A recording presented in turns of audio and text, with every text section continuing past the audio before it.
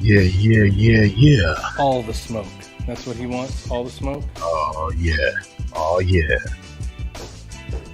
Ah, Welcome to the show, fellas. What up? What yeah, up? What yeah. up? What's up? All right. So quick thing, right? We've been trying to not drink as much coffee lately. Okay, not trying to at all. So I've been drinking these yogi teas. You guys drink that stuff? Who is it? Yogi teas. No, sir. I No. don't know. Basically, it's good mood tea. I guess it makes me a nice person. But here's the thing. They have little sayings on the teas, right? So the one that I have today says, "We all want to be understood, to be acknowledged, and to be loved." Crazy, right? Mm-hmm. Is that a thing? Very true. Very true. So that goes right into we're here today. It's Thursday. What's going on, everybody? We're glad that you're What's here. up, Jen We love Lee? you. There we go. So how's y'all's week been? It's been pretty good. I've been just working and trying to navigate these allergies that Houston's throwing at me. For sure. Well, What's I'm up, sorry. home for us at Rupp? yeah. I'm excited to be here. I missed last week. We went to see Zach Brown play at the rodeo. That was a pretty good concert, but I'm excited to be back today because we get to talk to some cool people. I get to hang out with you guys, and I get to see everybody. And there you go. That picture is for Julie Willis, by the way. Yeah, that's for Julie and David, right? Yeah. For sure. That's Matt and Becky doing their thing down at the Houston Livestock Show and Rodeo. Yeah. Oh, and by the way, Al's UA, or AWOL, as they say it in the Army. Again? I don't know. He's not here. How does this keep happening? I'm just kidding. We lost Al.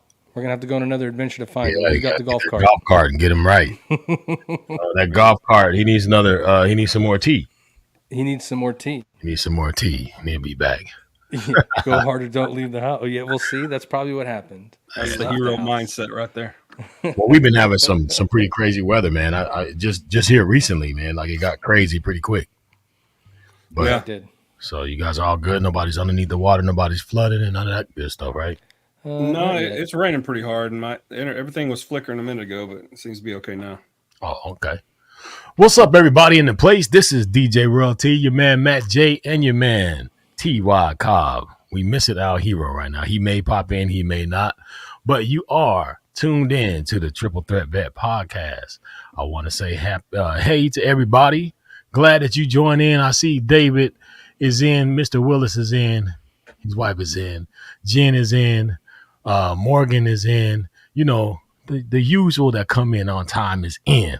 And you guys who are watching, if you can hear my voice, then that means you're on time and you are in. And we want to welcome you because this is another episode of the Triple Threat Vet podcast. I'm happy to be alive, happy to be with my brothers, and happy to have our guests that have chose to come and join us today. So I just wanted to introduce us and just say hello to you all and wish you guys a happy week. That's all I wanted to do. Back to you, T.Y. Yeah, absolutely. I want to say something too. We had Dusty Rudd on last week, and he gave us kind of an update on what's going on with his psychedelics and his treatment for PTSD. So some of the comments that we've been getting on the social media, I just want to put a disclaimer out there. We do not promote recreational drug use. I'm not just trying to find some new drug to use. And actually, after hearing a lot of these testimonies about people that have used ayahuasca or 5-EAO DMT or whatever it's called, like I don't think I need that. I'll just stick with therapy. But I do appreciate all the things and them sharing with us. But we're not trying to just, everybody's trying to offer all kinds of things on the social medias, and I'm like, no, all kind of healing mechanisms. Yeah, I don't need all that, but yeah. Anyway, yeah. But you know, we like to be live from our homes, not right. From small rooms. You know what I mean? Right. Yeah, so for the record, we do not condone or endorse any outside recreational drugs or any of those things of the sort. Yeah. However, if you choose to do them on your own, then hey, more power to you. Hope it do what it do you, but that's not what we are. No judgment zone there. Yeah. So Blake, here's the deal. What you got? We came on today. I was talking to Ty, and I had told him the same thing I put in the text early in the week. You know, we're doing that March Madness bracket, right? Yeah. Don't ask me how, bro, but I'm at like 97% right now. Hey, don't ask me how. I have no idea what's going on. I don't know. I have no idea what I did in the bracket. I have no idea who's in the bracket. I didn't know what I was doing. This is my first official bracket, so I'm pretty sure that I'm going to lose very badly because I don't know. I normally don't even watch it until the very end. Man, Yeah, but I've it's been cool to doing pick the brackets teams. since I was 5 years old, and here we my go. bracket is already broke. It's already broke. I mean, look at all that red on there already. It's already broke. And Kentucky's losing right now. Uh-oh. With 7 minutes left in the second half. The freaking How are we going to have Kentucky play A&M later in the tournament if your boys can't win? It ain't going to happen, man. It's not looking too good. Well, how are they losing? Are they losing bad or are they just losing?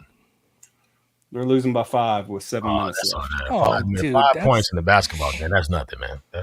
They'll be okay. They're going to come back. They're losing by 2 now. Okay, there we go. They just hit 3. Ty's going to have a whole bunch of ups I'm and going to be downs distracted for the rest of the podcast. He's going to remind us of your boy, who was that, Daniel Street. You were like, hey, bro, are you watching the football Yeah, game? you can say he's looking at He was watching the game. Yeah, I can see it. I like can see him. Right. Yeah. My final 4. This is for you, Morgan. I got UConn, North Carolina, UK, and Purdue. Don't ask me. See, I got in my final 4. Of course, I got UK winning. Let's see if I can find the final 4 on this phone. I finally figured out how to look at the bracket. I don't know. I was going to get some training from you guys on that because I have no idea what's going on. I could be winning and I have no idea because, like I said, I went on there because I saw it. I didn't want to be late, so I just picked the higher teams to win, and I think that's how I did it because it was 2 options. So fill it out yourself or go with the higher team to win. Mr. Chalk. Yeah, so we're going to prime it on out. What's up, Kevin? Kevin Cash. I had one of my cousin was talking about your episode, Kevin, when you were on a couple weeks ago. He really enjoyed it. Loved what you were talking about. He's a firefighter in Bastrop, the city of Bastrop. So he really enjoyed what you were talking about. So appreciate you, brother. Yeah, probably loved the beard. So check this out. Everybody loved the beard. Yeah, I love the beard. Check these glasses out, man. So look, check these out. I'm tell you about these here. So, I wear the shades for the podcast because, my migraines be cutting up. So the light migraine kind of gets bad. So I went to the doctor and I told the doctor, my eye doctor, he's like, hey, bro, I can get you some sunglasses that are prescription so that you can see. So now I can see you guys. Like I can see the words on the thing. I'm happy, man. And I got my shades on. So there you go. So I just wanted to just say shout out to Dr. Overman, my visionary doctor. You podcast blind? Is that what you're saying? Well, kind of like, that's why like sometimes when I read the comments, I'm like, I think that says Morgan. It could say Megan because I can't tell the O and the E because the words are kind of small, but now I can actually see. So see, like I just seen Amber just said, how's everyone doing? But now I can see, even though it's like I can't see. So I believe Stevie Wonder can see. Now that I got these days on. Yeah. I think New Year's Day. I think. So speaking of some training that we're going to need, I do have something to say though. I don't remember you wearing glasses the other night when we were driving back at like midnight from the rodeo. I can feel my way home. I felt it. I got you. You know these roads. You know these roads. Yeah, I know these roads. I felt it. He got speaking of some training, Dodge. I want to talk about some vehicle training, some racing training, some pit crew racing. Getting into the thick of it with racing and competition. So what do you say we bring on our guest real quick? Hell yeah, dude. Are they giving away a car? Do we get to get a car today? That's what I said. If the podcast goes well, they said they may give away a car. Now listen, no, I don't think so. You say when you say in racing, man, like you got before you just gonna pop them in like that. Like you got to help me out, man. Look, all right. Look, for the record here, I'm gonna do something I normally don't do, and don't take this the wrong way. I'm the only brother on the podcast, and I didn't eat today, so I'm eating some chicken. So if y'all see me eating some chicken, this is not planned. I love chicken, and I do have some chicken. So that I'm just letting you know that. So I'm from Corbin, Kentucky, so I'm genetically predisposed to loving chicken. But what was I can't remember the movie right now. It just escapes me where the guy was like, chicken. We like chicken because chicken tastes good. Chicken's delicious. Chicken's delicious, man. I gotta know what that is now.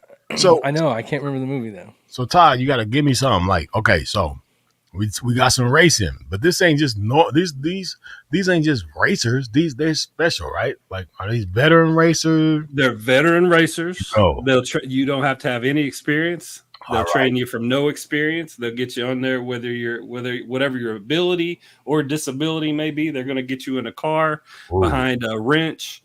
Ooh. They're going to make it do what it do. Yeah, it's I'm excited. I've been involved with Veteran Motorsports out of Ohio, and they've got some stuff here in Houston. And Berto is part of Veteran Motorsports. So anything that we can do to get veterans out, and whether it's playing music, whether it's driving a car, whether it's, whatever it may be, go ride a bull, eat some chicken. There you go. I want to do it. All right. Well, hey, that sounds good to me. If Jamie Foxx and Stevie had a son, that'd be you. Look, that's what Moore said. That's funny, man. So I go to the rodeo. I have my cowboy hat on. I thought I was fly. The guy says, "Hey, man." And he was looking, I was like, well, he's like, man, oh, no, that's not you. He's like, you know who you look like? I'm like, man, you look like Jamie Foxx. So the other guy that was working, he's like, hey, man, don't he look like Jamie Foxx? And the guy's like, boy, get out of here. Stop. You're doing too much. He's like, man, go ahead. But yeah, I get all kind of weird stuff like that. Yeah, there was 3 or 4 people coming up to you. Hey, aren't you? And you're like, no. But one day, hopefully that's going to be true. They're going to be like, man, ain't you DJ Royalty? And I'm like, yeah, that's me. What's going on? Right. Come here, little kid. It's only a matter of time. It's only a matter of time. But it's all so, Scott, here we go. So they teach you. You get to learn how to do it. And all you got to remember is I want to go fast. That's it. Okay. I want to go fast. And if you're not first, you're last. Exactly. I lived my whole life on that. There it is. All right, let's bring them on. Mr. Ed McLean, 10-year Air Force veteran, and Miss Tana P. And she was a Navy corpsman. I don't know exactly how long she was in, but let's bring them in and find out. Hey, so hello. You forgot one though. Shake and bake. Shake and bake. Shake and bake. If you smell that crispy sound coming from your tailpipe, yeah, let's go. That's the best. Well, how are you two doing? Thank you for coming. Welcome to the Triple Threat Vet Podcast. Hopefully, you guys have seen the show once or twice as nice.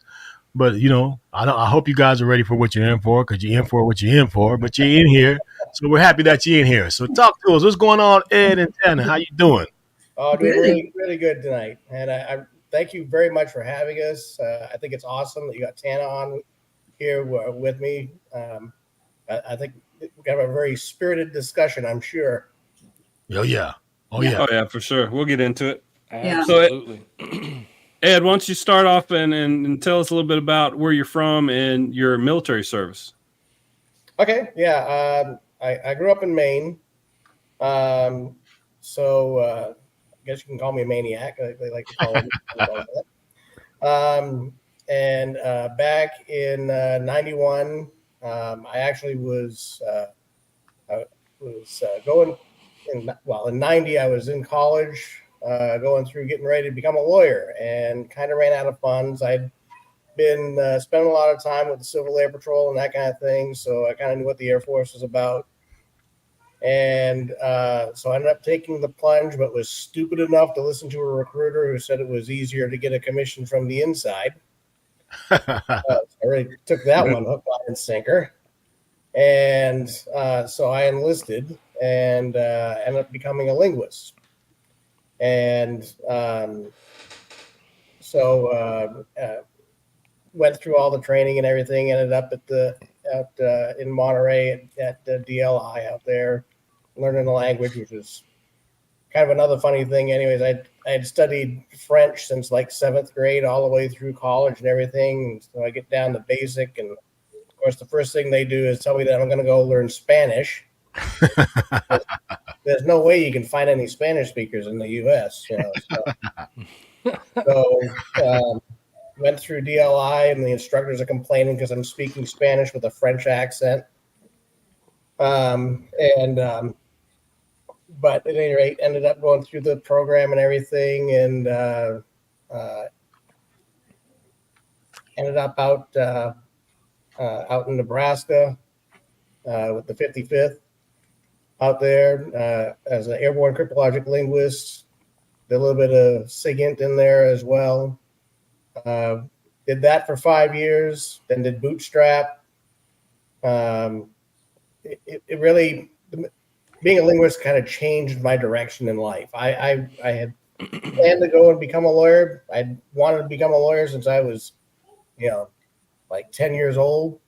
Went in, became a linguist, and I enjoyed that job so much that I wanted to continue on, but I wanted to be able to like lead linguists. And of course, I got my commission and never went back to dealing with linguists at all because that's just the way the military works. Yeah.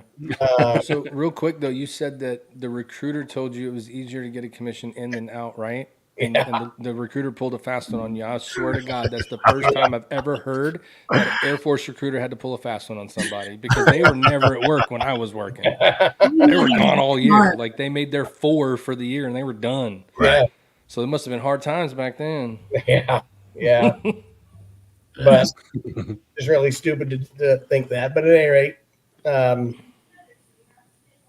got my commission, became an intel officer. It turned out to be pretty cool. I ended up at Mountain Home Air Force Base. That's the expeditionary wing, or what was the expeditionary wing. So you had the F-15C, F-15E, B-1 bombers. You had tankers. You had the Wild Weasels up there, F-16s, and so I got to work with all the different organizations because I ended up being in kind of a catch-all position where I got trained on all the different squadrons as everyone's backup, basically. Yeah. So do you feel like becoming a linguist was are you happy that happened? Because it sounds like you had a good time with it and you liked it. So if you had to do it all over again, would you do it the same or would you try to go in as a lawyer?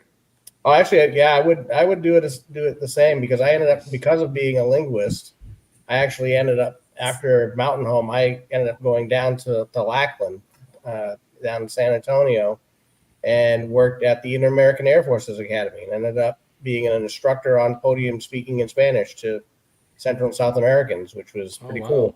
That's awesome. See, so the recruiter actually didn't lie. The recruiter didn't. Yeah. He just didn't. He didn't. What you thought was going to be easier, it just didn't seem easier to you. But he told you because you became an officer, correct? Oh yeah. Yeah. So you just didn't know that you was going to have to speak Spanish to do it. That's the only thing. He didn't want to tell you that. If he would have told you, in order for you to be an officer, you was going to have to learn Spanish, you would have been like, oh hell no, bro, I'm not doing that. So he told it to you, right? It just was the pathway to get it. Just didn't seem easy to you. I got you. Yeah. I use that one all the time. Hey man, look, if you get inside, there's fewer people inside that could be an officer. So the chance of you being an officer is a little bit higher inside. Outside, there's a whole bunch of people going to college, So yeah, that sounds about right. He did you right. The dream came true. And actually, I feel really good having been enlisted and then became an officer because I really did not know how to lead until I was enlisted. Go. I needed to be, I really feel like I needed to be at least for me, I needed to be at that level to understand what it was like to be, nobody, know nothing, and understand what that was like so that when I got my commission, I was a better officer. You can relate. There you go. You can relate, right? Because you think about it. You come in as an officer and you just got all this education, but you have no, you have no real knowledge of how things started, right? So it's kind of you're seeing it from a different realm. But yeah, so he told you right. It was easier for you in the long run because I'll tell you, some people who came in as officers, even though they got into the program easier, it might have been rougher for them once they got in because trying to relate to somebody who I know only has book knowledge but no ship knowledge, I don't really want to talk to you too much because when I need to get the job done, I need you to understand, like, we're down here on the deck place knocking this stuff out. I know your nice air-conditioned quarters you got up there. You're trying to tell us what to do. Just go down there and talk to him and ask, no, that's not going to work, ma'am or sir. We need a deal. You know what I mean? So yeah, it was he stirred you right, Ed. Looking back at it, you might not have felt it, but he stirred you right. So I think that Tana, you probably had the same kind of experience. We were talking a little bit before we came on. Yours wasn't quite like that, but the recruiter, it was the opposite. So why don't you Now, you give us your story, like going in, and a little bit about your career. Give us the real, Tana. Give us the real. The recruiter. Oh, of course, always. So is it going to be pretty? No. No, give us the real deal. Zoom her up. I want to see it. So I was all set. I was on track. I received a scholarship to go to Texas Tech for swimming, and I turned it down for a boy. Oh. And less than a month later, I was just absolutely regretting it. I didn't know what I was going to do. All of that, and a coworker came in. I was a lifeguard. I was teaching swim lessons and stuff, and he came in and he was so excited. He's like, "I joined the Navy," and I always wanted to be a pediatrician. So he was like, "You should go talk to the recruiter. You can be a corpsman, you know, and then they'll pay for you to go to school and you can get your doctorate." No. Yeah. So I walked down after my shift was over. I didn't have anything else to do. I had no better prospects. I had really, shot myself in the foot. So I walked into the Navy recruiter's office with my whistle, my lifeguard t-shirt, and swimsuit and flip-flops.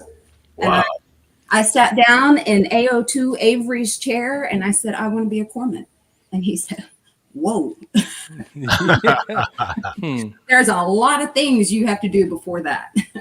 Right. And so I was like, all right, well, let's go. So I went and I took my ASVAB. I scored really well. I knew that. I was going to say, you ace that ASVAB. I can already tell. Like, see, from being a recruiter for so long, when somebody comes in, I already know. You would have came in the door, I'm like, that's mine. Hey, y'all don't even worry about it. That's me right there. That's gold for me right there. Yeah, he was. I think I shocked him. He was squared away. He had his taps on his shoes. Boy, he was all shiny and everything. Yeah. And for messy old hot mess me to come and sit in his chair, threw him for a loop. And then I think I got him again on that way back. Whenever I raised my hand right after that, and I was like, yeah. Wow. I signed a contract. I will be a corpsman. I will, do 8 months, 6 months, whatever it was in depth. And off I went. 8.5 years. There you go. See, so ladies and gentlemen that are listening, recruiters aren't bad. As you see in both these cases, the dream that we gave did come true. Became a corpsman, he became an officer. So trust in your recruiters. That's all I'm saying to you guys. Even though the pathway might not seem as smooth as a yellow brick road. Yeah. But we will get you to see the whiz. Blake, I told her in the beginning when we were on, before we came on, I said, "Hey, I already know the recruiter told you, okay, here's the deal. I know you're going to be a corpsman, but you're not going to be a corpsman. You're not going to be a yeoman. You're not going to be a personnel specialist. No admin, no medical. We need you to go turn wrenches and get dirty. That's what we need to do." And then she was like, "Well, mine was available." I was like, "That's how it always goes.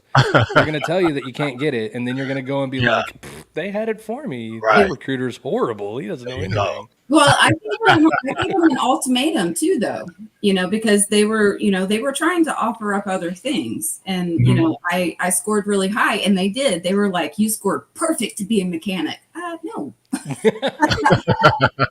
No.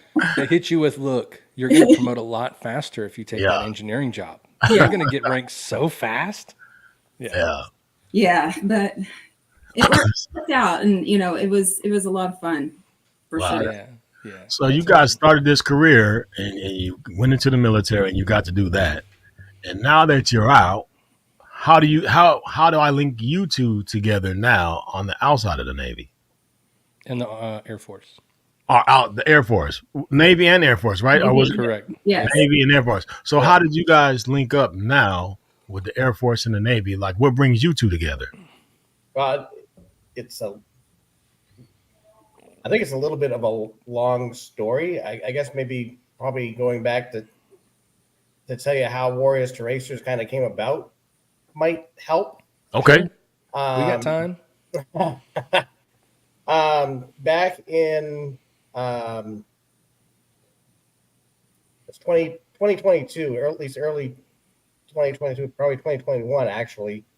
I had been working with Vet Motorsport to get veterans involved with motorsport, and had gotten a number of veterans involved with American endurance racing. I'd been running with a team called Baller Racing, running an Acura Integra, for I think that was my second year by the time we hit 2022 with that team. We'd had a number of veterans that had gotten involved.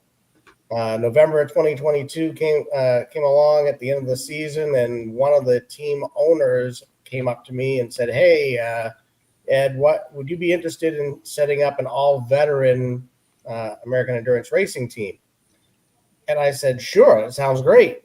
So I put out the call and immediately realized that lots of folks wanted to do it, but nobody had enough sufficient experience to do it.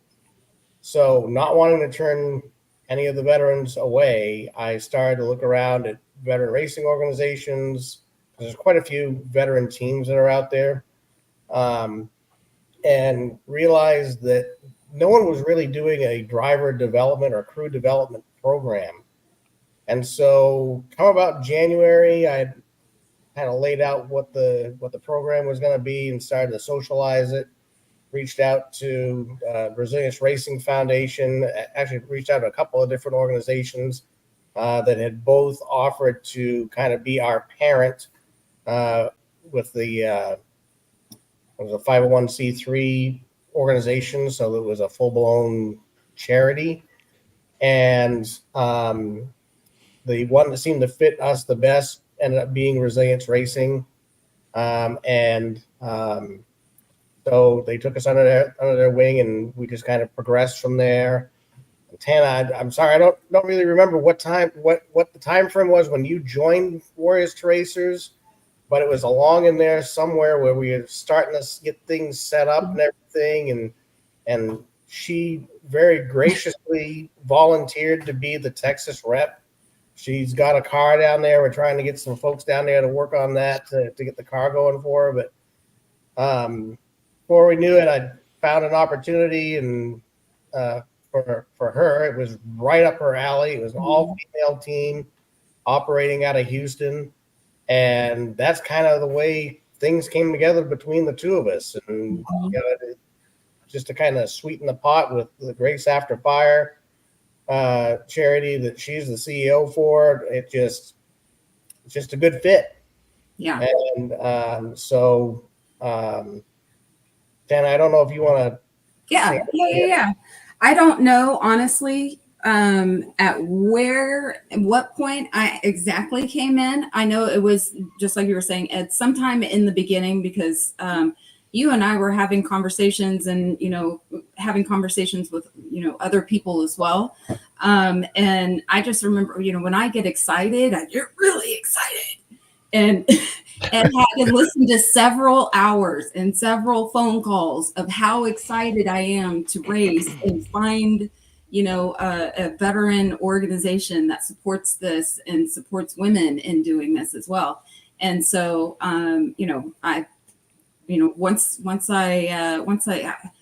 like to say I'm like a Belgian mountain lion.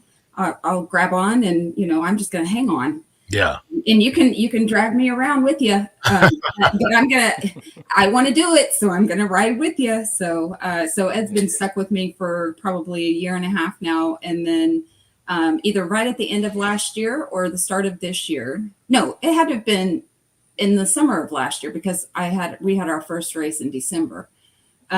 So connected to a all-female team. And that's my dream, is to have an all-female veteran race team. Wow. So help me understand, because I purposely do it. Like I try to not get too much information before, right? So that I can get it like the people who are watching get it, right?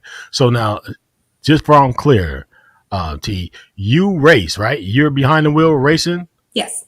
Oh, wow. This is crazy. Now, Ed, you as well, you're behind the wheel racing as well? Yeah, I've actually been racing for 37 years now. Yeah. So, okay. And I didn't start.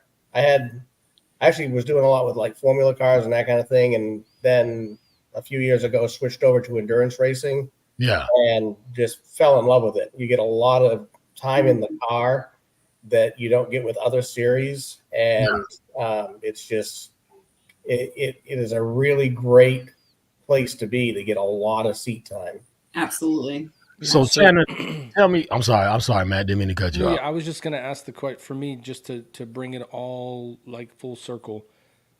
So you've been racing for 37 years, right, Ed? So you've probably been doing it since you were a kid, I would assume, right? Like it's just been something that's been around your family. Yeah. How did you get into it? What made you want to race a car and go that fast and do that Yeah, stuff? that's what I was gonna say.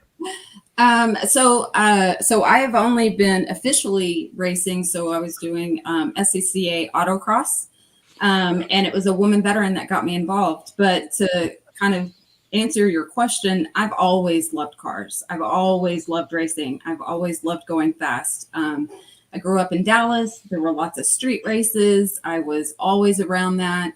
And then, I grew up, I went into the military. There's no racing there. I had my family and then, got out, transition, all of that things. Well, now my kids are grown. Yeah. And so I'm able to spend time on what I want to do now. And so I love cars. And so I bought a Stinger a couple of years ago. And I was like, you know what? I'm going to get out on track with this somehow. And so I reached out to the Women on Track here in Houston. And there's a woman veteran, and she's freaking amazing. She's Air Force too. And she was like, yeah, come on down, come meet everybody. Instantly fell in love. Instantly. And have been there for the last 2.5 years. So, yeah. And then, so I've done autocross track. And then our team did our first Lemons race, which is endurance racing. It's an 18-hour race in December. So now that you drive fast, does it irritate you to drive slow? Oh, it has always irritated me to drive slow. Oh, so you're that lady. You're the lady who's behind me, like right on me, like, and I'm like, man, I'm going 90. What else do you want me to do? And you're like, yeah.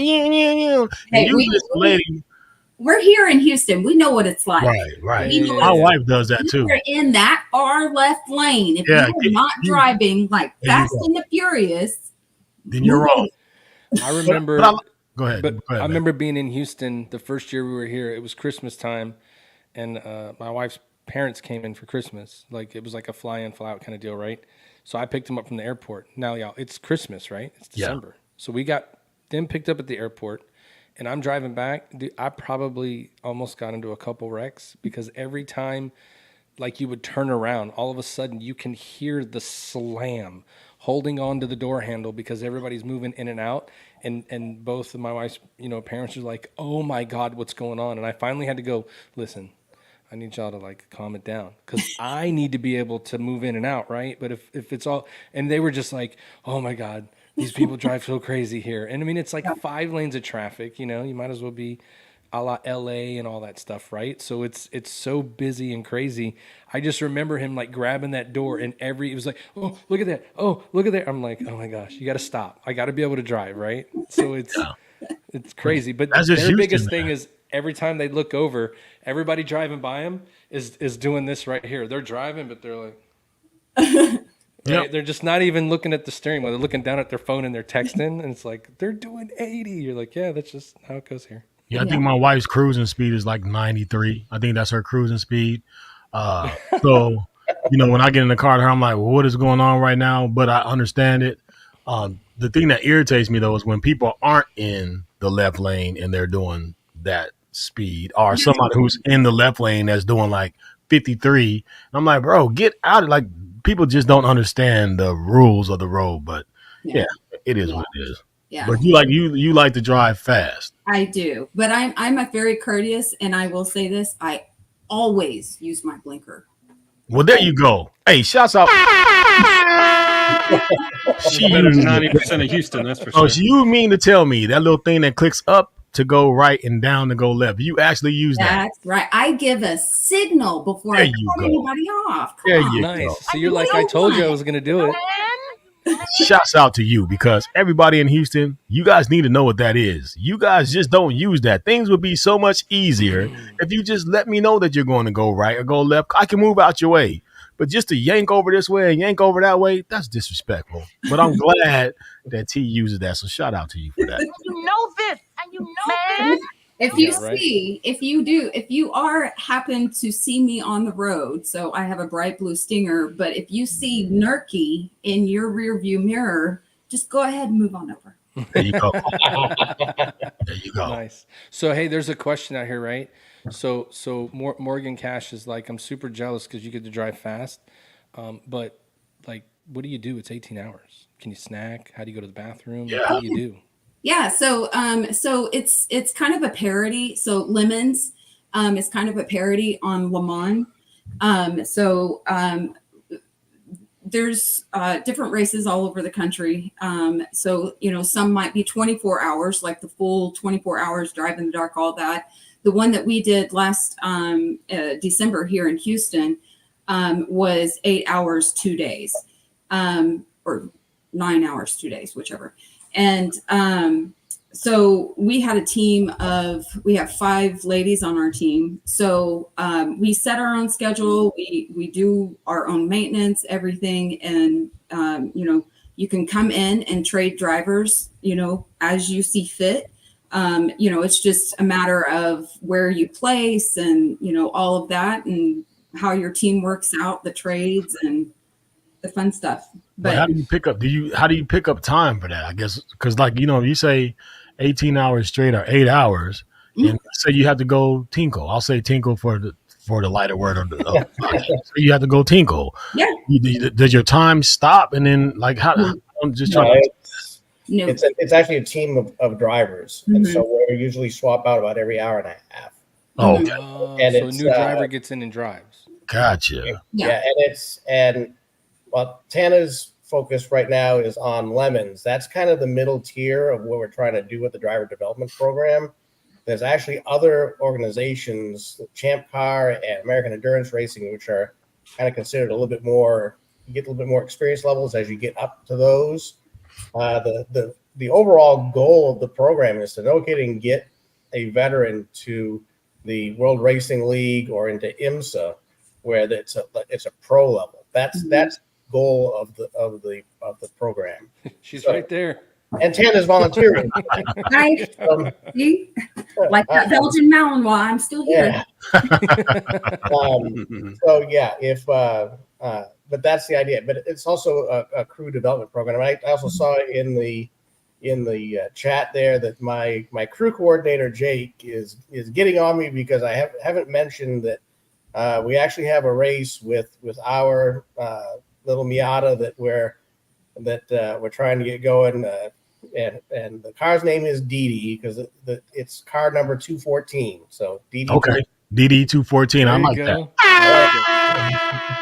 And what you did there. We'll be out there. I believe it's April 5th, 6th, and 7th with American Endurance Racing.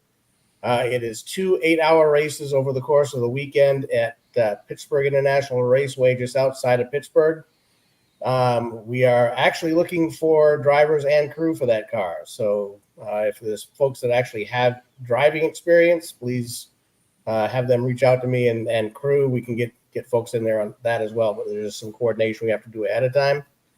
But so yeah, we got that going on, and always looking for new folks to get trained up on stuff. There you go. On that topic, from the veteran side, I have all of the, alphabet diagnoses, tied to me. And I have never once found a sport that gives me the adrenaline rush that's remotely close to my experiences in the military. And we all know what those experiences are.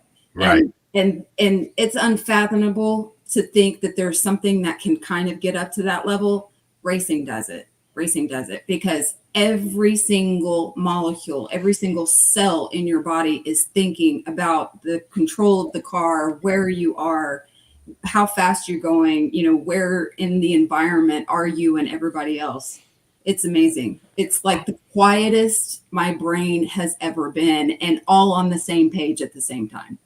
Oh, wow. Yeah, there's another organization that we partnered with called Follow On Mission, and they have some really interesting stories about the veterans that they have worked with that have a lot of PTS issues, particularly hypervigilance. Mm-hmm. And what's unique about using endurance racing over the other forms of racing is the amount of time that you're in the car, and that duration is what has the impact. Mm-hmm. With the shorter stints, the shorter races, it doesn't seem to have the same effect as endurance racing does. Right. Because you're in that mode for an hour and a half at a time, and that's what makes the difference. Yeah. Right. It's like, are y'all familiar with CBT or exposure therapy or anything like that? It's like a mesh of all the things. So you have to retrain your thought, and then you have to retrain your behaviors, but you have to be able to exposure therapy, see it from way over here and not in it. And that's kind of what racing is. It gives you an alternative to as far as like what you're thinking about, but still using all of those skills that otherwise have been a problem. Mm-hmm. It's really, really cool. And it just happens. You don't have to try at all. Well, for me, I think that's a good segue into, we want to learn so much more about what you guys are doing with the Warriors to Racing and all the races. And there's something behind you there, Tana, that we want to get into. So I would say, Ty, maybe we should pay the bills real quick, and then we can come back and get really deep into what you guys do and how it forms and just the whole progress of it. Yeah, this thing is a good break time. Pay some bills or something like that. This is DJ Royal T. You are live at the Triple Threat Vet Podcast. I'm here with my man Ed and my girl Tana, along with Ty Cobb and my man Matt Johnson. We're talking about some fast cars, y'all. Fast cars, fast races, and all that good stuff. We'll be back after these messages. Y'all stay tuned. Get ready to groove to the electrifying sounds of DJ Royal T, the maestro of mixing who knows how to turn any event into an unforgettable dance sensation. Royalty Entertainment is here to bring you the ultimate musical experience straight from the ones and twos in your ears and through your body to activate them dancing shoes. Get ready to sweat, party, and have a good time while your DJ needs are being blazed by none other than me, DJ Royal T. I have spent years crafting together a DJ entertainment empire that promises a customized blend of musical tracks, mix and mastering, and top quality sound, all while providing a vibrant ambiance to accommodate any of your DJ needs. Royalty Entertainment Services is your premier one-stop shop for top-tier musical entertainment, and is hosted by yours truly. For more information, reservations, and booking, feel free to look around the website at godjroyalty.com. I am DJ Royalty, and this has been another Royalty Entertainment production. Yeah.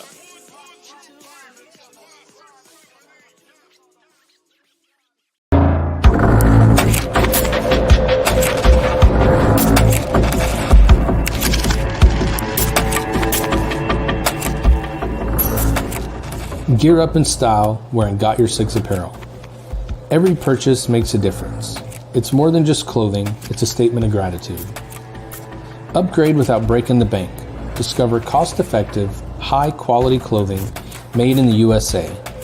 Each shirt is handcrafted by our team in the great state of Texas and shipped for free to your front door. Got Your Six is where quality meets purpose.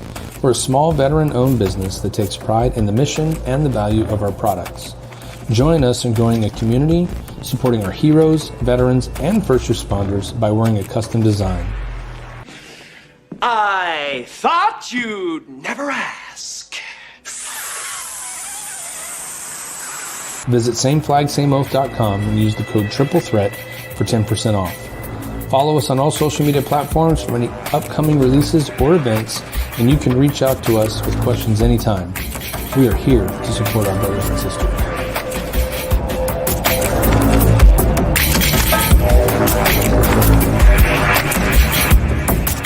Off-road cars are daft, antisocial and idiotic, and the people who drive them are fools. This is mine. Project Zero is a registered 501c3 with a mission to transform veteran and first responder well-being through our total wellness approach that addresses your mental, physical, and social wellness. We're still reflecting on a powerful year of impact with Project Zero. In 2023, we proudly served 198 first and frontline responders, military veterans, and their families through our transformative mental health programs, our outdoor programs, and our fitness programs. Find out more on our website, projectzero.com. Just get out there.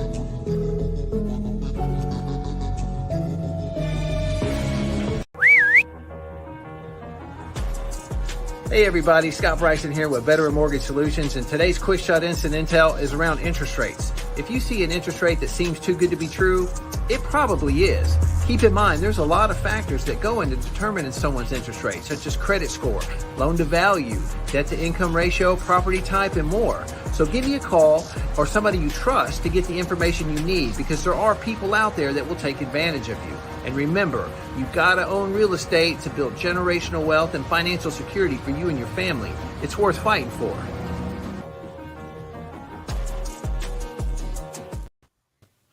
Yeah. Well, we're back, but not a good night, fellas. What's the matter? Kentucky's down.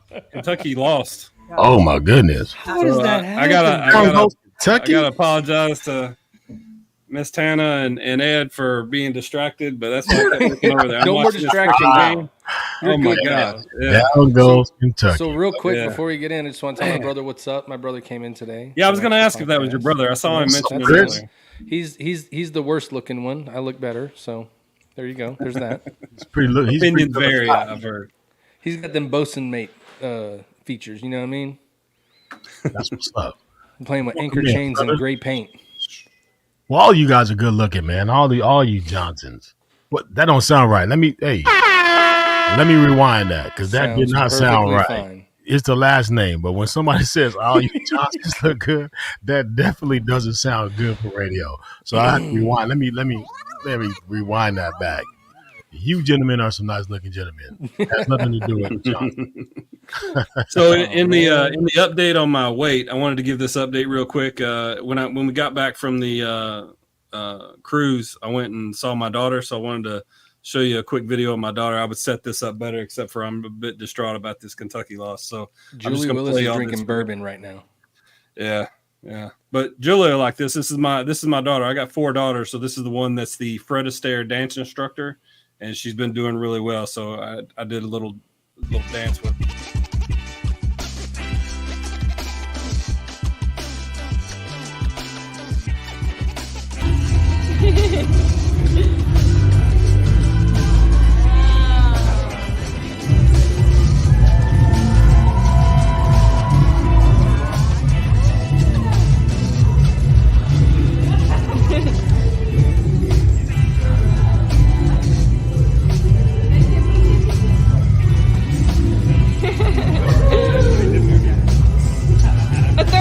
Third time.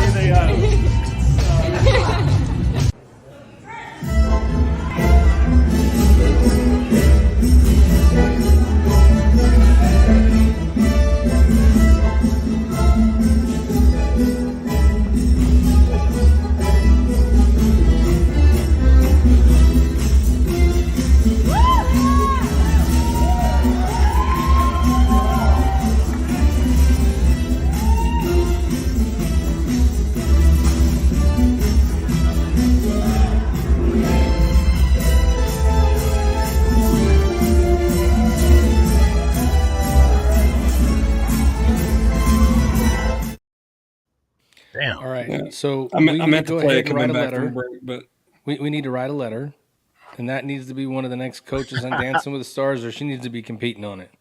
Yeah. She loves it. She wants to. And I wanted to. I shouted out Cadence a couple of weeks ago. I'm so proud of my kids. I hate to be that dad that does that, but I mean, I'm just so proud of my kids. If I could have them on every week, I would.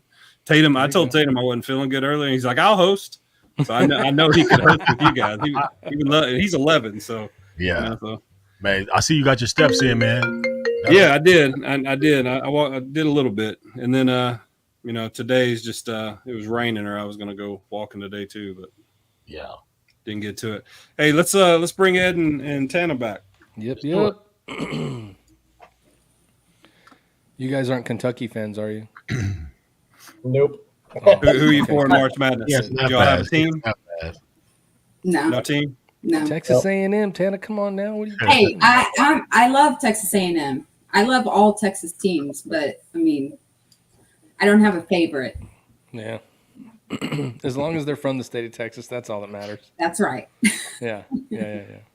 So I wanted to ask a question just to deep dive some of the stuff with the Worcester Racing. So you kind of spoke how this, you have to concentrate. It's going to take everything that you have in order to maneuver the car around the track and everything. But as far as like from a veteran perspective, how is some of this have you seen the similarities about like prepping for a deployment, going on deployment, having to have team interaction, confidence in your equipment? How is your veteran perspective? How is it kind of translated into the racing game?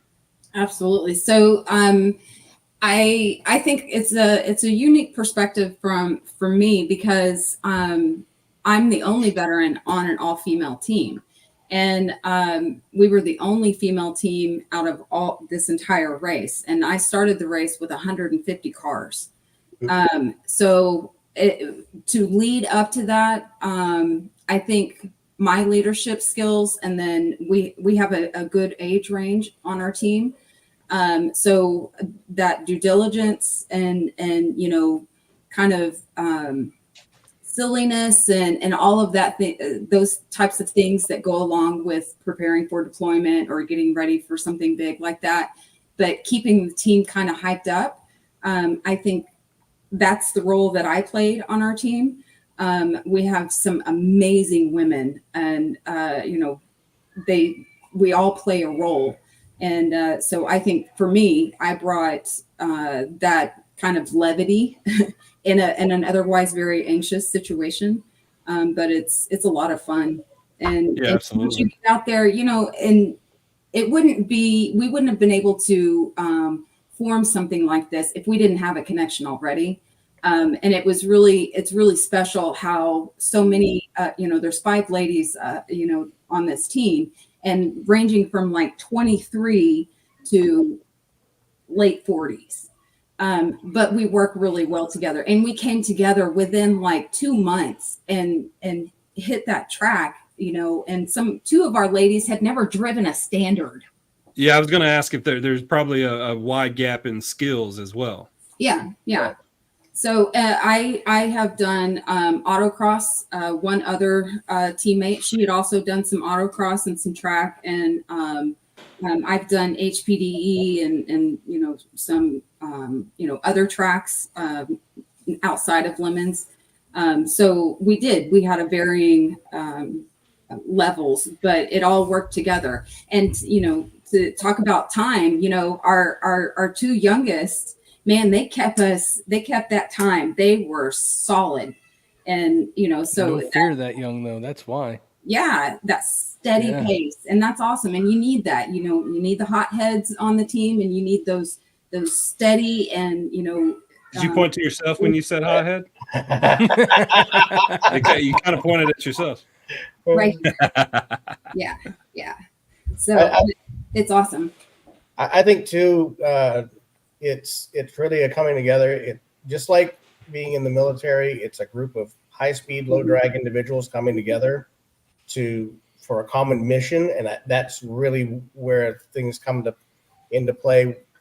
You can tell the difference between a group of veterans getting together on a team versus just Joe Blow off the street. It's a whole different level of intensity, a different level of cooperation, and just knowing how to interact on a team in a very not necessarily high stress, but a very fast paced situation where you are relying on equipment. If someone on the team screws something up on the car, if they screw the brakes up, you're hosed. You could potentially be into the wall. And so you are really relying on the team to have the car right. And only through the team, particularly with endurance racing, only through the team is that car going to make it through to the end of that race. Right. And you're almost guaranteed that sometime during that race, even the shortest races that we're talking about are 7 hours long. So even at the 7 hour length, you're almost guaranteed that car is going to break sometime during that event, and you have to get it fixed and back out on the track as fast as you can do it. I'm glad you said that. So I have a question for you. So that leads into, we've been talking about driving this whole time, right? Driving a car, taking it on the track, people got to drive it. But when I was looking through y'all's website before we talked today, you guys teach people how to do everything, right? Like pit crew, you can help fix the car, you can help change the oil, you can do all these different things. So in a sense, like you don't, so for everybody that's out there, you don't have to drive, because somebody joked earlier, was like, I'll be in the pit crew. Well, great. You can do that with you guys, and that's pretty cool. So what's the lead up to this, right? Like you have all these people doing these things, and I know that you said 2 months you guys pulled it together. Ed, like what's the time frame to really put something like this together to go do one race? Like how much effort or time goes into that with the team as a whole? Because I'm sure everybody's in different places, right? Right. Yeah, it's a lot of coordination, trying to get everybody to come together, and you need about a month's lead time at least to hit any particular event. So just to get all the logistics put in place. But just as an example, Dee, the car that we got, I actually bought that car for Warriors Racers last November. Yeah, Jake, I'll tell in a minute. It's a funny story. So, or rather spectacular story. But we bought it back in November, and we're just now getting the car put together. They've been down to my house. I've had several of the Warrior Racer veterans come to my house to spend, at least a couple of days on it. Jake, the crew coordinator there, he came down. He lives up by Pittsburgh. He came down here to Virginia, and he spent almost an entire week working on the car. And so it's that kind of dedication that we really need. The story about baller racing at Summit Point Speedway, which is in the West Virginia. This was with the Acura Integra. We had been running the event. We had some pretty fast drivers that day. I was on the team driving. Jake was crewing, and one of the other team members was going into the final turn, going down onto the main straight, and the right front wheel decided that it did not want to be on the car anymore. And so it left. No. It just said, "See ya." Wow. And because we have cameras in the car, so you can see what's going on, and all you could see was the car like drop, and he didn't have any control, and the car slowly spun around and went shooting backwards. Didn't really slow down at all, and he hit the tire wall hard enough that the back end, it compressed the tires, and the back end shot up, and he ended up landing on top of the tire wall.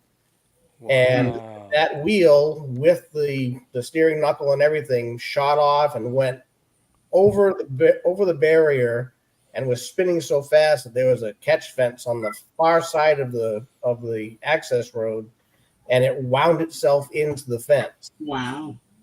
And so that, Me too, Morgan. It shortened the car by about 2 feet. Wow. And this was probably about, I want to say about, I think it was about 11 o'clock noon sometime in there, about lunchtime at any rate. And the race was ending at 5. And in about 3.5 hours, we worked on the car and got it back. It was on the track before the end of the race. Wow. And we actually got an award that day. We couldn't qualify for it or anything, because we actually got a did not finish for that day, because the car did not finish half. There you go. Jake just said 4 hours, 11 minutes, and 6 seconds to fix the car. Yeah. And at one point, keeping time on it or anything. At one point, they were we had hooked like straps to the back end of the car to the team owner's van and just driving it back out. You'd gun the van. Goodness. You went mute. He hit the mute button. My goodness, just to get the car back to come back out, he would just gun the van and it would just pull it out. Wow. But it was. So my question is then, I know it took you guys 4 hours or something like that, 3 hours.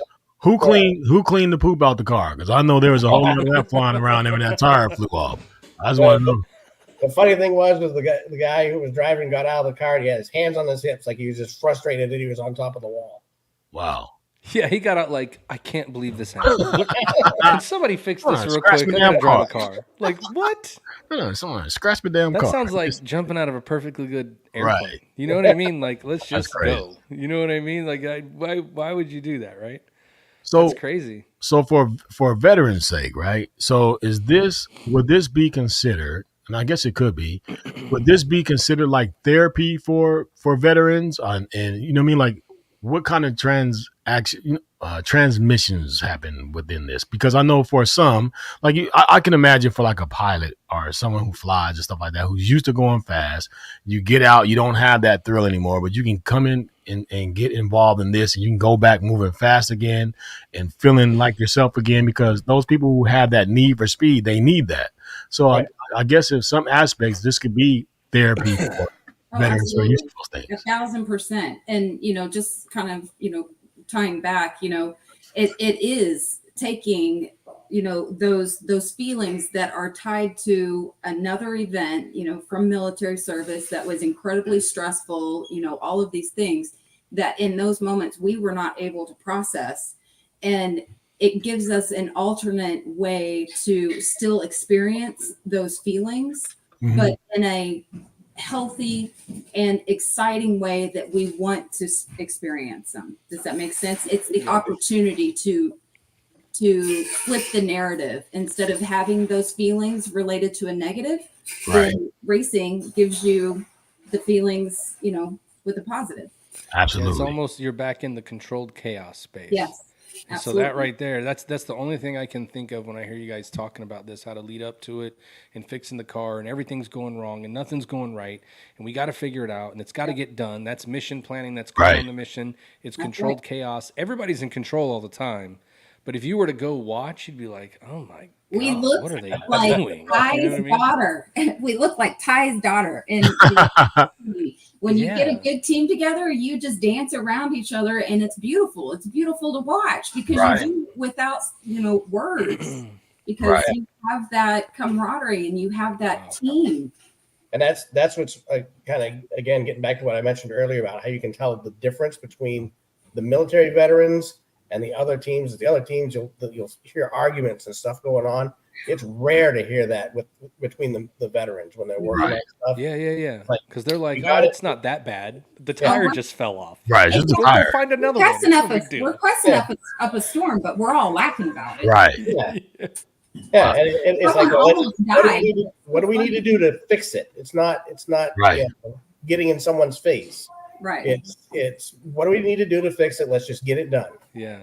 Right. But that's funny because probably later on that night, that guy's in there going, guys, you'll never believe what I did today. I was in this car. It was going really fast. The wheel came off.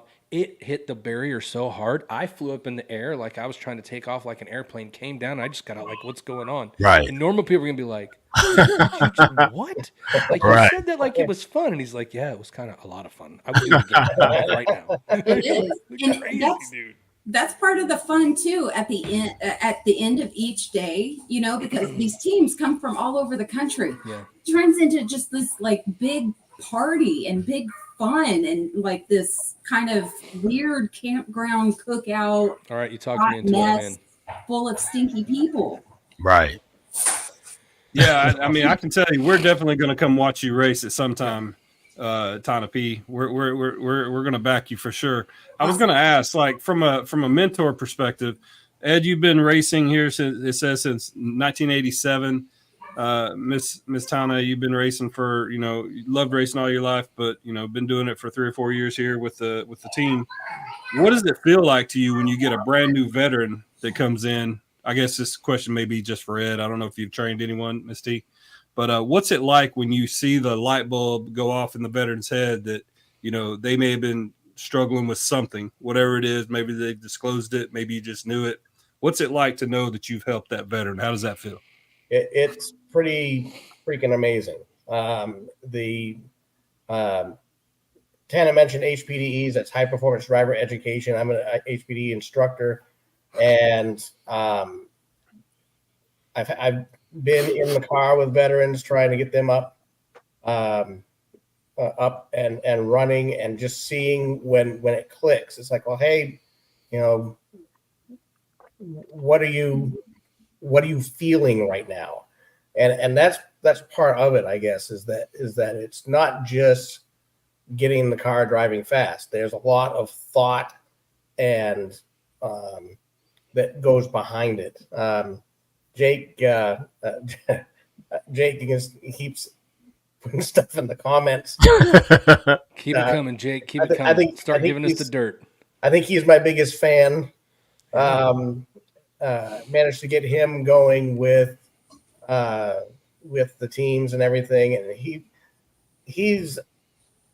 I think Jake's amazing. I think I'm Jake's biggest fan. He came in really back before Warriors Racers was up and running, and he ended up being basically the crew chief on the baller race team, and he's been on I think it's 3 or 4 teams now if you count the Warrior Racer team that we're about to get going. He was on the baller race team. He was on Golden Rotor, which is an RX-8 team, and then he was on the Angry Croc team. So he's gotten a lot of mileage, and he's been a really good advocate for the Warriors to Racers program because he's spreading the word and showing what a veteran can do on these teams, which is really important. Yeah, that's awesome. Now, Tana, I would say this. In my time being in the military, in the Navy, I've met some badass women in the Navy, right?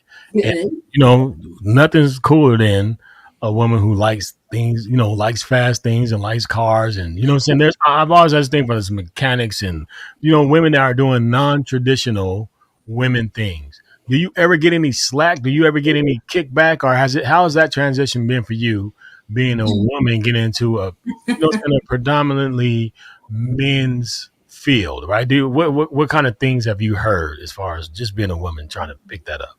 Oh, goodness. And how many asses have you kicked? Let us see. So, I've gotten quite a bit of, you race? Oh, you're a racer, or, who are you with or whatever. But among the race community, there's not a lot of, what's the word? Negative, feedback on other teams. You know what I mean? You'll find teams that are extremely competitive and things like that are rivals or whatnot. But I've never had anybody be hateful or anything like that. And I like to educate people. I like to share my story because I want other women to know that this is available to them. Yeah. And, there's amazing opportunities in motorsports for women and girls. So, I'm happy to, tell everybody, absolutely. Yes, I drive. Absolutely. I turn wrenches. Absolutely. When that car, rolled off the deck on accident, that was mine. But you know what I mean? Hey, yeah. I'm not perfect and I'm very new at this. So I have to have a lot of coaching. So I feel it's kind of reciprocal. You know what I mean? I know what it's like to be a woman veteran and new to racing. So I'm happy to share that part. And, in return, they educate me on, compressions or something like that. Yeah, for sure. So I would ask too, so from both of your guys' perspective, I watch all these shows on Netflix, right? Formula One, and then they got the NASCAR one now. And the biggest thing that I pick up from watching shows like that is like racing is one of those things that you've either done it your whole life or you haven't, right? You started really, really young, you came into it, and everybody's trying to get to the next level. So are these circuits that you guys are in that you're participating in, are they kind of like that? Is there like legacies there? And what is it like for a veteran to come in who's so brand new and not really ever done it before? And how do they kind of fit in the immediacy of coming in there, right? Especially you're walking into a garage and you don't speak French. You know what I mean? Yep. And so how is there, do you find like a lot of people try to bring them forward? Like you were saying, Tana, like they'll bring you forward, they'll teach you, they'll help, or do you think that there's still like a gap there? No, I think, and from my experience, again, I found a woman veteran on, a Houston SCCA, Facebook page. And as soon as I got connected, it was exactly that. Come on in, ride in my car. I was riding in Lotuses, people I don't know, riding in Lamborghinis, or, a good friend of mine who's also a veteran. He drives a GT40. I've been in a GT40 on track. How freaking cool is that? Yeah. And so I think it's part of the culture, again, going back to, they want, because, they know what it's like. And then from Lemons racing, it's all in good fun, literally. You dress up, our car has bunny ears, and so, it's a comedy show, and Nice. so everybody has to learn somewhere. And even those families that start their kids out in karting, I want to start my granddaughter in karting, but they know, and they're happy to share their knowledge and all of the good things that they have. I have never experienced anybody like extremely derogatory or negative or anything like that. That's awesome. That's good. So see, there you go. So I say that because we always talk on this podcast about, you get out, you're trying to figure things out, things aren't right, you don't like how things are going, and you want to stop, right? Mm-hmm. But we don't do that. Just, these are prime examples of getting out, right? This is something totally different from anything that you've done in the military, but it's something that you find joy in, something that you find pleasure in. You have a chance to be with other veterans. You have a chance to experience something new, live a new life. You only got one. So I tell people who are here that are looking and watching this podcast and all over, and one of the reasons why we have you guys on, because you guys are another testimony of getting out and doing something different, just getting involved, staying around the community of veterans that you were used to when you were in, and just finding a way to find new life, new joy outside of the military to keep you pushing forward. So to Ed and Tana, I appreciate you guys for giving us your story and putting that out there, because people just need to know that life doesn't stop once you get out. There are things you can do. And if you don't like your situation, recreate a new one. You know what I mean? Get into something that you've never done before and just charge for it. Just give it a shot. You might mess around and love it. So I'm happy. This brings me joy. So hopefully somebody out here that's watching got a chance to see it and understands it and gets out and tries something new. That's what we want.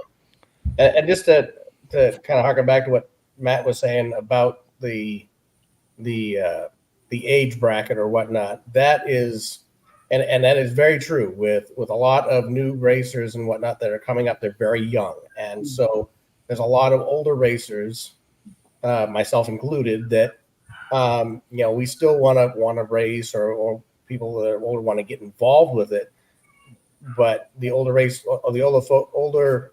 people, if you're not like a teeny bopper or whatnot, they're reluctant to get involved in motorsport. And that's one of the cool things about endurance racing is the drivers, the crew, pretty much everybody are older.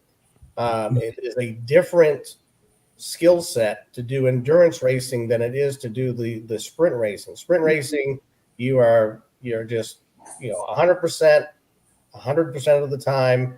It's a very short event, relatively speaking. But in endurance racing, you have to know what the car is doing. You have to understand what is going on with the car so you can get it to last as long as it is. One of the things that we say, particularly in endurance racing, is you want to go as fast as you can, as slow as you can. Because you still have to be fast, but you need to manage the car. Yeah. And by the way, the other thing too I want to mention about the Lemons series, their tagline was, it was a party that turned into a race. So that's kind of what there you go. Kind of the way they look at it.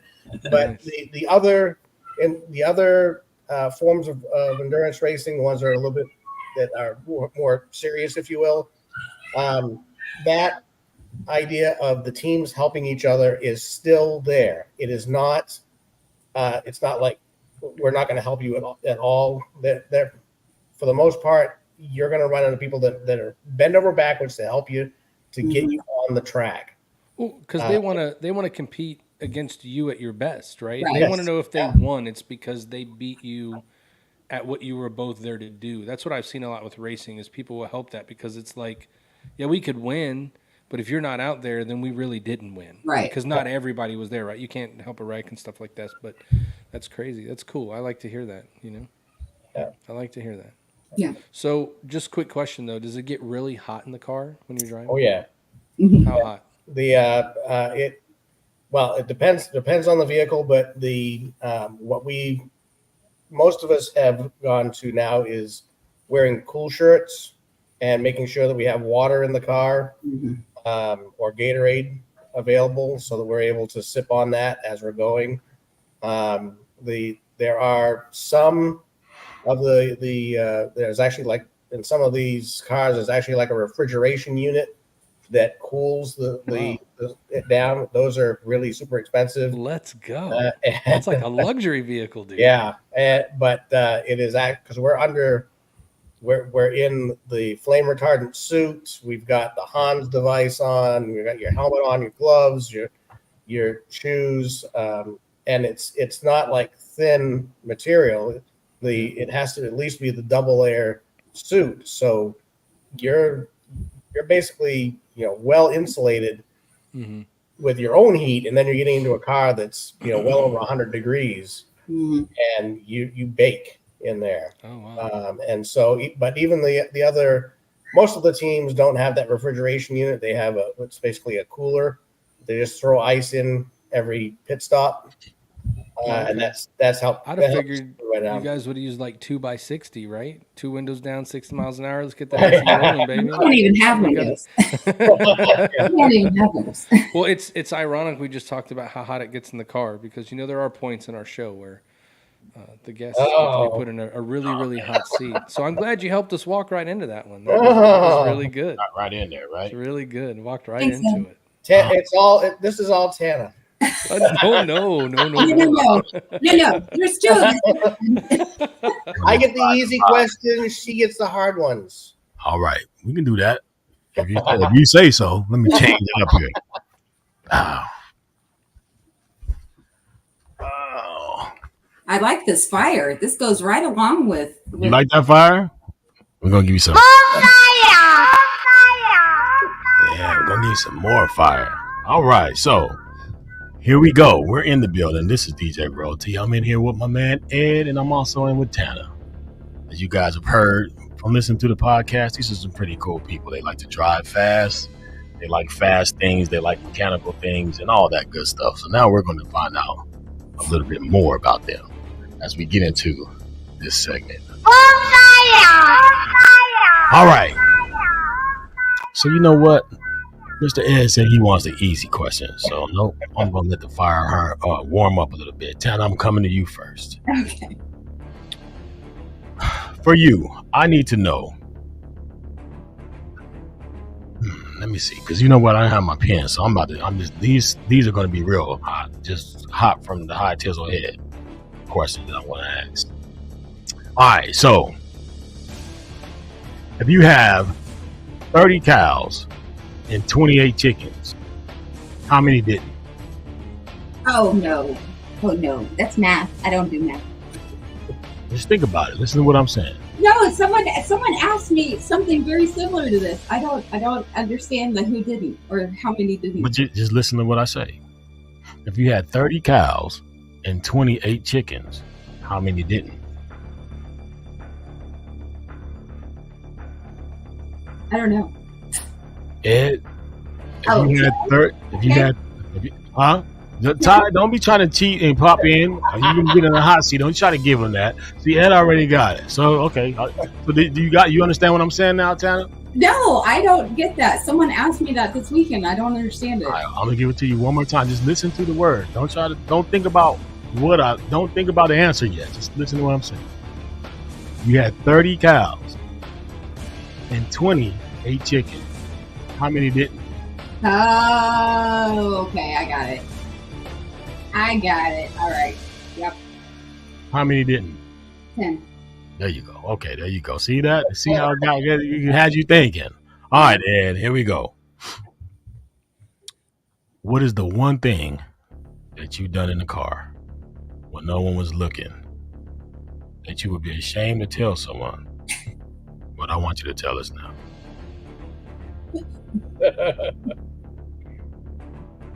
Does that include the other person that was there? Hey, you tell us what you want to tell us, man. This is your seat.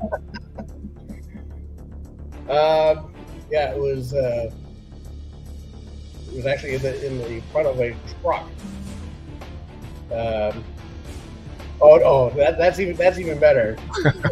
Jake just sent me one that, yes, I am totally ashamed of this one. I was at the baller. I was on the baller race team, and I was trying to adjust the mirror of the car and broke it right off. And we ended up having to order one and get it shipped to the track. And I was really ashamed of that one. Okay. All right. Tana, we're coming back to you.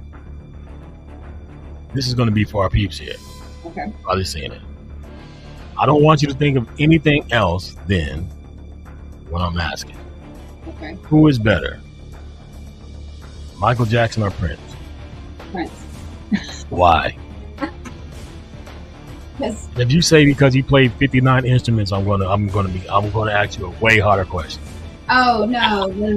I just love Prince. I mean, he was a showman. I mean, of course, Michael Jackson was too, but Prince was just. There's no one like him. There's no one like Prince. There's no one that looks like him, sounds like him, was as big as him. No.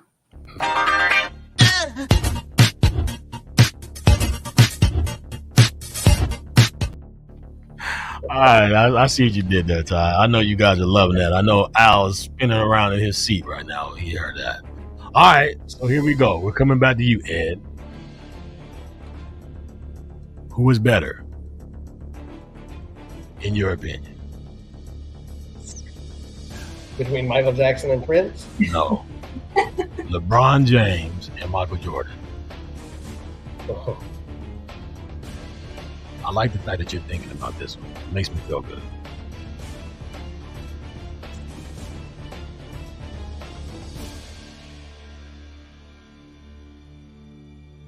I really like the fact that you're thinking about this one. It makes me really feel good.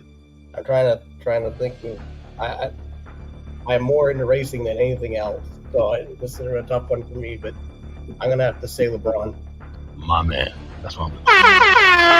All right, I feel good. All right, see, Tana, you're messing up, but Ed is recovering himself. All right, here we go.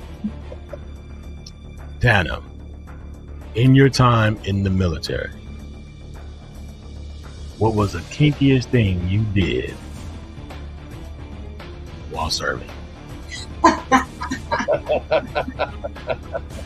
Oh goodness.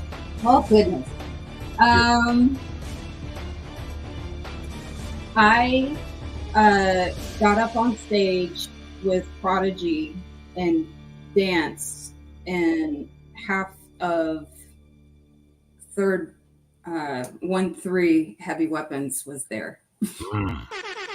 There you go. Okay. I like that. Ed, you were an officer in the military. And now you're out, so you can't get in any trouble. But really, what really goes on in those officer quarters back there? Is the stuff happening back there that us enlisted people really think, or is that all false? Actually, I never witnessed it, but there was some pretty good stories going around about some rather interesting behavior that involved putting keys in a bowl. We'll leave it at that. Okay. All right. Inquiring minds wants to. For sure. Absolutely. All right. Here we go. Tana.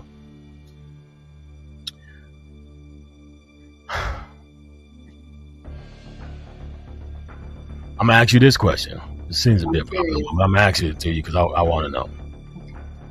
You like fast cars, you like things like that, but I see you kind of got a little bit of scrappiness about yourself.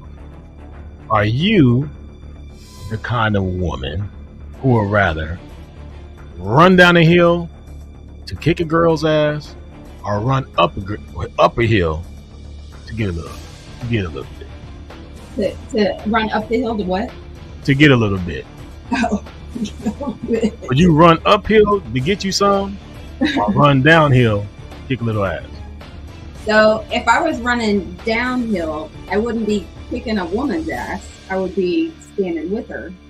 Okay. And then if I was running uphill, it's because I'm being chased. Ooh, I like that. So have you ever been chased up the hill? Not caught.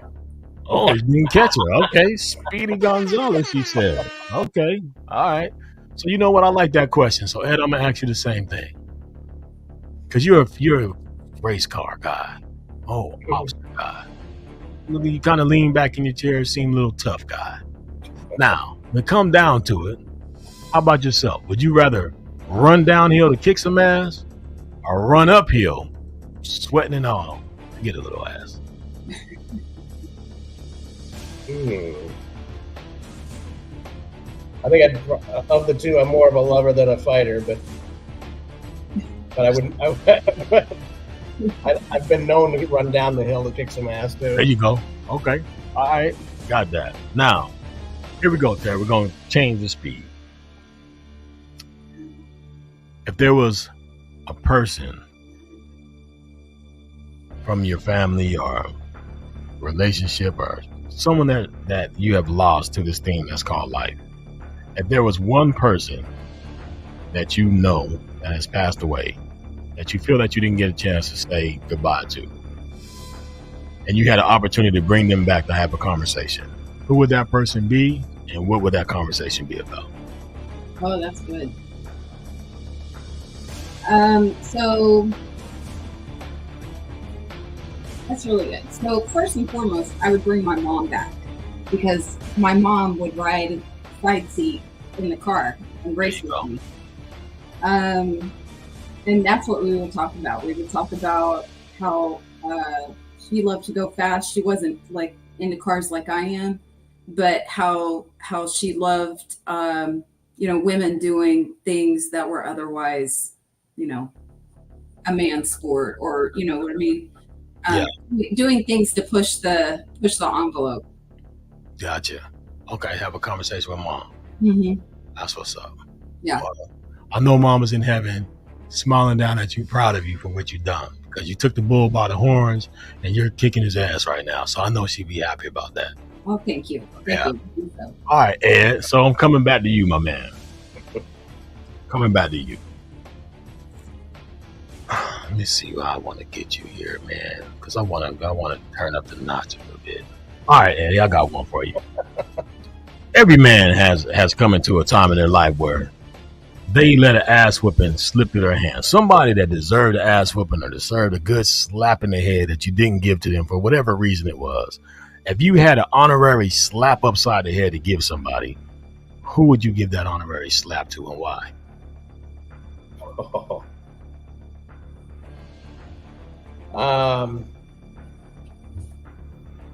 Not gonna name names because he might be listening. Nah, he needs it. You need to let him know, even if he's listening. He needs to get that. You're safeguarded. You need an honorary slap upside the head. All right, well, it'd be Craig. I can tell you that. and yeah, it would be. I guess there'd be a slap. It might be a full-blown punch. Okay, there you go. So Craig, be on the lookout. Wear a helmet when you're around Ed, because it can go down at any time. All right, this is the last one for the both of you guys. Since this is the last one, I'm going to ask you guys both the same question. But this is important to us in the podcast here. you had a chance to come on the Triple Threat Vet podcast and be here with myself and Ty and Matt. And Al's not here, but I know you've probably seen him on the podcast. With you guys being guests, what could we do as a podcast to be better? And where do you rate us in realms of podcasts? I'll ask you first, Tana. That's a really awesome question. I think y'all are awesome.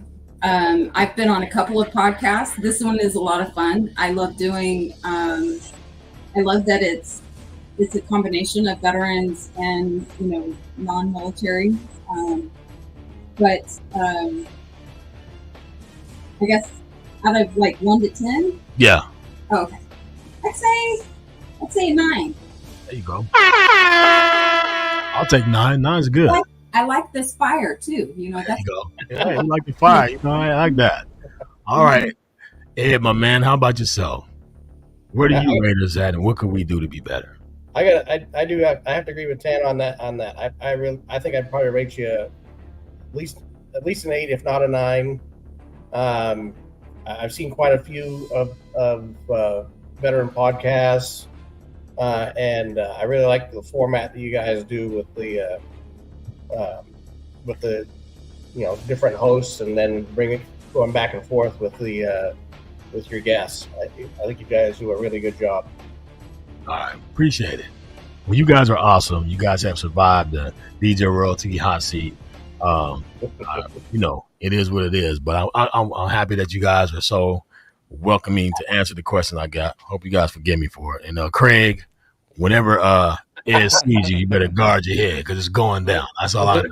Look at Morgan. She said, "Am I the only one that said fuck you, Craig, out loud?" And Craig gonna get it. You guys are awesome.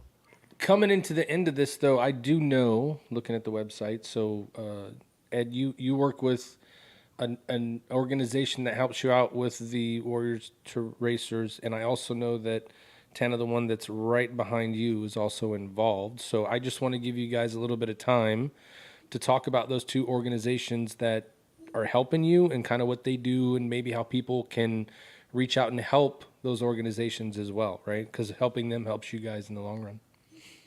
Yeah, the one that works with Warriors to Racers is called the Reliance Racing Foundation. They're out of Indiana, and they actually have set up a team with hand controls. It's a Mustang with hand controls for veterans with amputation. They've been around for quite a while. They're working with the Brit Racing team right now, trying to get that going for this year, which is a very large team that's out of the UK, and they are heavily involved with folks that are amputees or are paralyzed from the waist down. There you can get to Reliance Racing Foundation and Race After Fire and Follow On Mission from the Warrior to Racer webpage. And they're all great organizations, and I want to make sure that Tana has enough time to talk about her organization. So over to you. Thanks, Ed. So Tana Plusher, and I am the president and CEO of Grace After Fire. We're a nonprofit specifically for women veterans and their families. So all of our programming is designed by women veterans for women veterans on a peer level. So we walk beside our sisters whatever path they're on. If it's just starting out, if they're needing resources or financial assistance for basic needs, or maybe they're needing just some mental health. We have peer-to-peer support groups. We do a free retreat every year and social events.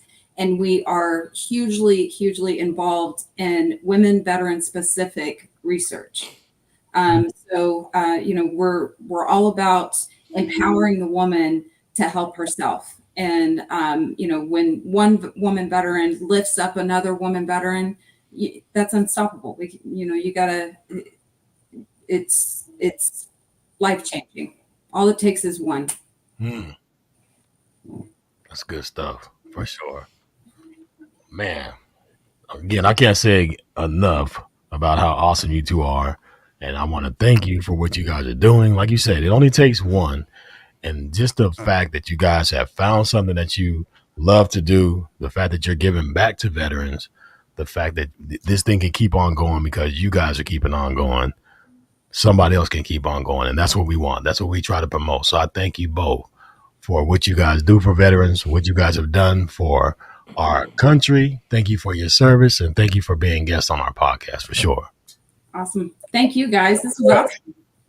Really do appreciate it. Yeah, I want to say thank you very much. This is real near and dear to my heart. I'm an adventure seeker. My older two brothers ride motorcycles. They race cars. There's a gentleman named Todd Trosper and Celia Trosper. They race all the time. So I've been around this my entire life. Thank you so much for what you do with Warriors to Racers and the racing. And then I put the website up for Grace After Fire. They paid, $50,000 in mortgages and electric bills for women veterans. I have a feeling we're probably going to have you on again to talk about Grace After Fire specifically. But thank you so much for coming on. I appreciate you very much, and we'll definitely be in touch. And we're going to come out to one of your events for sure. Mm-hmm. I want to see old Dee run. Dee 214 run. Yeah. Well, and here in Houston, there's a lot of fun things. Dee Dee's not here, but we're working on getting a car. There you go. Well, we definitely want to help. Yeah. Thank you again. Really appreciate y'all bringing us on and talking about the program. And the big thing for us is spreading the word. Absolutely. Come out. If bring your family, come out, experience it. At least just come check it out. It's so much fun. Well, my wife drives a BMW X5M competition, and I've been trying to get her to bring that thing out on the track. And I was going to ask you, how does that Stinger, how does it act on the track? You said you did autocross with the Stinger? Yeah. That's a badass little car. Oh yes, she is. It's a lot of fun. Do you have it tuned, or is it it stock? Oh, okay. No. She is not stock. No. Okay. Yeah, she's tuned. And bring out that little BMW. I'd love to, ride along with your wife and show her, get her on some autocross. You would have to show her, because I can't show her nothing. That thing scares the shit out of me. I don't have the big dollars like that, but I have a nice golf cart that I can paint up and get ready. I can boost that thing up and bring it out there. I had that thing on 2 wheels. I bet you that'd be a funny sight to see me sliding around the corner on that golf cart boosted up. I might be able to get that thing to about 125. Good luck. 1.25 maybe. But if one of my wheels fall off, that's it for me. I won't be on a podcast ever again. So Amber's asking where. So where is it that they can come out and see some of the races maybe coming up? We're going to have all their stuff whenever we get off. I'll put all their stuff on our social media, so our listeners can hear that. But where can they, other than the website, where can they go to find out where you're going to be racing next? Yeah, for Dee and there's also some high-speed kart racing that we do with the karts that we're running around are doing about 80, and they're on the car tracks. But at any rate, we have a full calendar set up on the Warrior to Racer website. That's probably the easiest way to find out where we're going to be. But we are trying to kind of spread the wealth on that as well. Most of the events that we're doing with Dee is with American Endurance Racing or Champ Car, which are the two higher level ones. But Lemons is usually what we try to get the veterans' feet wet on. So and we do have, it's not just Dee that we have available to us to get veterans involved in these different events. So it really just depends on the veterans' availability and that kind of thing. Best thing to do is reach out, and I can usually marry people up with teams, and from there. Boom. Very good. Last question before you go, though. What is your favorite car of all time? Not just a race car, but just favorite car of all time.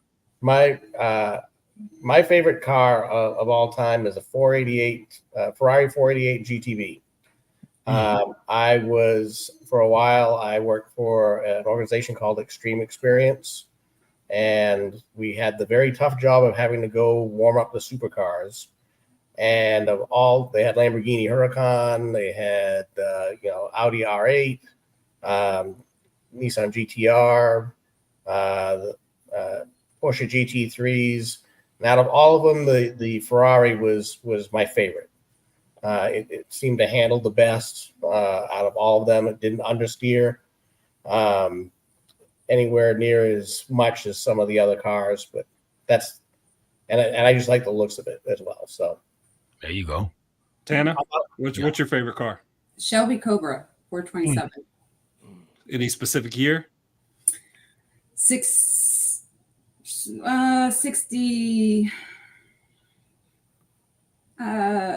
late 60s, 68, 69, 60. Yeah. 67. Very nice. 67. I like the fatter body, the more beefy body. Yeah. My favorite car is Eleanor from Gone in 60 Seconds. Oh yeah. Freaking You can't go wrong with Eleanor. What about you, Ty? My favorite car is a 1966 Chevy Chevelle, and my brother actually had that car, my middle brother, and it's the most beautiful car I've ever seen. If I could recreate it, that's what I would want. That green color. It was blue. Mine was blue, but or my brother's was blue. Blake, what's your favorite car? I really don't have a favorite car by name, but if I was to choose a favorite car, all it would have to have is some tinted windows and a big back seat with enough room to where I can throw wifey in the back and she don't have enough room to go nowhere. And it don't even have to drive. It just needs to have a big back seat in the back, and I'm good. Some tinted windows and that on it. Reinforced tinted windows. And you know this. And you know this. Yeah. There you go. Well, I have a feeling we're going to be seeing you all again, but thank you so much for coming on. I appreciate you very much. I enjoyed the interaction.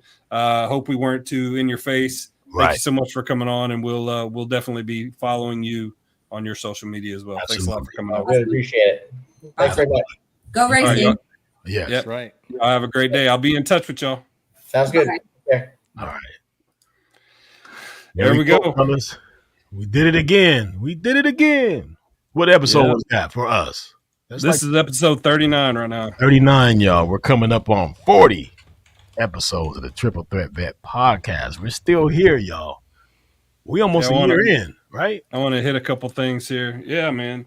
This has been great going through this. I don't remember if I was talking to you or if I was talking to Matt on the phone earlier today, but yeah, I think it was Matt. This podcast has really helped because I used to, since I got out, I think I said I've always been a B word, Matt, earlier is what I said. Yeah. But what I meant was since I got out, in 2017. Yeah. But, this podcast, being around you guys and being able to have the camaraderie, it's really helped. The network we're building of Project Zero, and now Warriors to Racing, all the things that Got Your Six is doing. Meeting DJ Royalty, this network that we're building is just amazing. David Willis up in Kentucky. So I'm utterly happy for this. I wanted to ask y'all, do y'all want to go to a military ball with me? I'll go. I'll get dressed up and get fly. I'm the guy. Let's do it. Yeah. I want to go out and support LaShondra Jones. She's real active with the VFW. So I wanted to try and really support her. Okay. With some of the things. So next week we will have an update. So as you can tell, for the first 25 minutes of this podcast, I was completely distracted because my beloved Kentucky Wildcats lost tonight. So this basically is a lost one. But anyway, next week we'll have everybody's picks up there and see what it's looking like. Yeah. But, some of the future guests we got coming up, wanted to hit this up real quick. We got this is Lonnie Martinez. Lonnie Martinez, one of Al Hero's buddies, right? Yeah. Yep. Yeah, he's going to be on next week with us. So. Okay. Nice. Yes. I thought you was going to keep on going through the slides. But no, that's all I got. Okay, all right. Well, that's what we got. That's what we're going to do. I'm good with that, too. It's good seeing y'all again. It seems like I say all the time, man, at the end of the podcast and I don't get to see you guys in person for a week, it just seems like it's been a long week until I see you guys. Then when I see you guys, I realize how much I missed you guys and how much cool this is. And like Ty says, man, this has been good for me as far as healing and feeling part of that veteran community. When we have guests like Ed and Tana to come on, and just seeing how veterans are continuing to do great things even outside of the military is awesome. And the people who are watching and listening, I appreciate you guys, and hopefully you guys get something from it. I was playing 2K the other day, and one of my good friends, Breadwinners, he shot him out. He watches the podcast. I didn't even know. I just talk about it when I'm playing, and he watched it and talked about it. So I know people out there watching it. People are looking. I appreciate all you lookers and you listenings. All you guys out there, man. We appreciate you guys. We love you guys. Thank you for the support. Thank you for being there. If you guys don't know, hey, now you know. Go ahead and subscribe, follow, and keep on checking in, because we're going to be back again next week. I'm DJ Royalty. This is my man, Matt J, and my man, Todd Cobb. My message to you guys is, if you don't like something about yourself, what are you going to do to fix it? And like I always say, hey, whether you believe it or not, somebody is looking for you to be there tomorrow. So all you need to do is get your ass up and be there. Find you something to make you feel the way that you need to feel. Reach out to somebody, show somebody love, and most of all, come back and see us again next week. My man, Matt J, what you got to say for the people before we get out of here? So we got a lot of stuff coming up. We're going to be out again this year to commentate the celebrity versus veteran softball game in April with the Texas Veterans Athletic Association. I just linked their website into the chat. Just encourage anybody that's out there, if you know some businesses in the Houston area that are looking to get involved in something, they're still looking for a couple sponsors to make this event go well. They got a good list of celebrities coming out. We'll be there. We're going to commentate. We're going to be on the sideline. We're going to be hanging out, so that's going to be good. If you like beer, this Saturday in Katy, Texas, at Typhoon, Texas, as a matter of fact, Got Your Six is going to be at the Wild West Brew Fest. So come see us. We'll have a table out there. We'll have a tent. You can go in there and pay a little bit of money and drink some beer from these amazing craft breweries that are all over the state of Texas. And just everybody have a great week. We'll see you guys soon. Yes, my brother. My man, TY, I want you to go ahead and wax poetic for me one time, my man. Yeah. It was great to have Warriors to Racers on. I love getting to know Tana and Mr. Ed. It's always good to hear different avenues that veterans can, kind of go down in order to get some of that high risk, high reward, good therapy, and also learning maybe a new craft and still working with a team. I love it. We're going to continue to do it, tell the veterans stories of success. Love everyone that's listening. Thank you so much. I want to shout out the Sunrise, Florida Police Department. Y'all's social media is on point. I love what y'all are doing. So thanks so much, and we'll talk to you soon. Yep. And I'm going to go ahead and say the words of my man, Al Hero, since he's not with us today. But he will tell you, don't sweat the petty stuff. Pet the sweaty stuff. Make that make sense and keep it going. I'm your man, DJ Royalty. This is the Triple Threat Vet Podcast. This is another episode. You guys were here, we were here, and we had a good time. We had some great guests. Shouts out again to my man, Ed and Tana. We appreciate what you do. Until I see you again, make your next day your best day. All right? And if you don't like something, fix it. What you gonna do about it? Huh? We out of here. Peace.